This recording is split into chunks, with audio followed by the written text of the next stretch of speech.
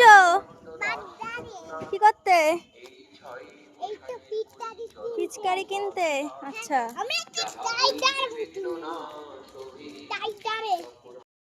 Hey guys, তোমরা এখানে যেমন দেখতেই পেলে আমি আমার ভাই দিদা আমি সকলে মিলে গিয়েছিলাম আজকে যেহেতু হোলির বাজার করতে গেছিলাম, যেহেতু কালকে হোলি, সেই কারণে এই দেখো এখানে কি সুন্দর সুন্দর আবির পাওয়া যাচ্ছিলো, সেই কারণে এখান থেকে আবিরগুলো কেনাকাটি করেছিলাম।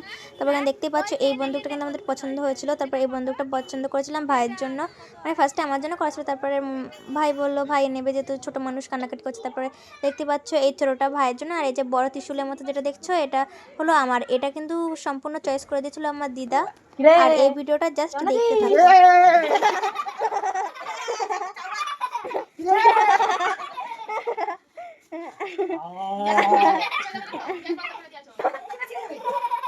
আরে দেখো দেখো, আরে দেখো দেখো।